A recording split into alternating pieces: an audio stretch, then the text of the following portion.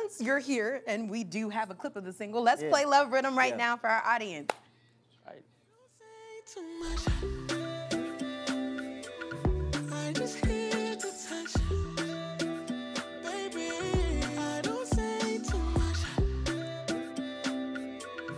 I just here to touch. Baby, I just here. I love the song. Man, That's fire. It's so good. Why did you know that this was the one to put out first? Man, when you have that feeling, and you always have that gut reaction to something that's just so pure, man. And like, once we finished it, I listened to this song at least 30 times and just like in awe of what we just created. So it was me, Harmony Samuels, Kobe O'Donis, and I said I wanted to create a record that had a sound like mine, mixed with Akon and Craig David. Oh, I definitely hear the Craig. That's Definitely hear the Craig. specific. That's It's dope. very Yeah. specific. So I took a year off of just publicly putting out music and stuff like that because I wanted to find who Rotimi was as an artist. And my management, Kenny Hamilton, was just like, yo, let's bring the world together. Let's make R&B. You're the definition of African American. So let's make that what it is. Let's make, how do I explain? Like, you know how Sean Paul kind of revolutionized Reggae. dancehall to make it where it's now someone in Sweden can understand what they're saying and everything. Right. You still have the Buju Bantans who are legends and all that, but like he made it a different wave. Yeah. That's kind of exactly. That's You what I trying to bring wanted Afrobeat in that same to way. that level, and I wanted it to be melodic like a Craig David and like still have little pidgin language, you know, from my culture. Absolutely. So the song is so like sensual, and I really love the whole vibe of it. So tell me a little bit about like what situation inspired this exact song? Ooh. Yeah. Let's go Okay. there. You know, this is the first record, honestly, that it wasn't about a specific person. It was just a feeling, man. And like, I felt like every man would want to be that guy. Like, look, I don't got to talk too much. Let me just show you what I do. Every woman sometimes feel like, you know what? I don't need to hear nothing. I just want to feel. I just want to be touched.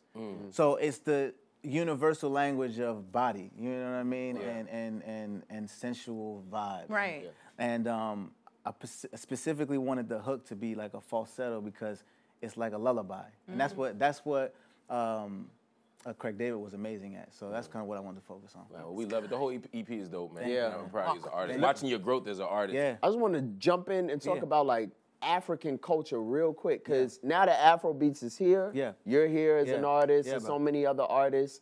How do you feel now that the people who used to say like derogatory terms, you know, while you were growing up, now are jamming the Afro beats and listening to you like worldwide? I think more so the fact that people are now researching their culture is more important than anything. I don't like ignorance is, we're kids, you know, so like you get the African booty scratcher and off the boat, all that, that we're kids and we don't understand it. So we tear down in this community what we don't understand. So I'm just happy now. I'm getting people coming up to me like, yo, I got 6% Nigerian in me, bro. You know? Like, yo, it was ancestry. Like Lorenz Tate came up to me. He was like, bro, I'm like 70%, so I need to learn that okra soup, that jollof rice. I'm like, wow. That's what's up. You know what I mean? So it's cool to have that kind of love. We got a question coming in for you from YouTube. Ms. Roberts said, ask him why he always plays the bad guys in movies.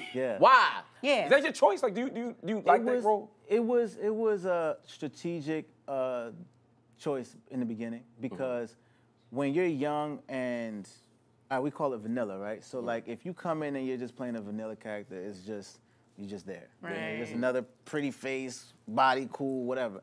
I wanted to play something that was so opposite of what I am and who I am. So then now, the next role I have a movie called Singleholics that's coming out, and it's a romantic comedy. So now you've seen him as Dre, and you've seen him as this. It already puts you in a place where, wow, his range is crazy. Right. So when I had the Dre opportunity, it was like Courtney, the creator of the show, she said, do you want to be like a Ghost 2.0, or do you want to have your own lane of, you know, Rotimi? And I said, you know, honestly, she was like, can you handle it? Because that's when they had killed the Lobos character. Right. So there was no villain. Right. So she was like, do you want that? And I said, heck yeah, I'll take that, because you can't duplicate an Amari. Right. You know? So I created that, and I felt like it was best. That was a good choice. That's a great choice. Nancy Crawford's writing in too. She says, as an artist, who would you like to collaborate with? If I could do a song with Butterscotch, Yeah. With yourself? If I could do a song butterscotch, that would be great. No, man, I'm actually gonna put him in a couple videos. You should do a remix. Yo, that would be dope. You should, but it's yourself. Yo, that would be It's like Shock G and Humpty Hump. Like, Exactly. yeah. Nah, honestly, I think LMA is amazing. Oh, Yeah, that would be I good. think we can make something really special together. And your voices would sound really good dope, together. It would be, that'd be great. Amber has a music question for you also. When is his next concert, she wants to know?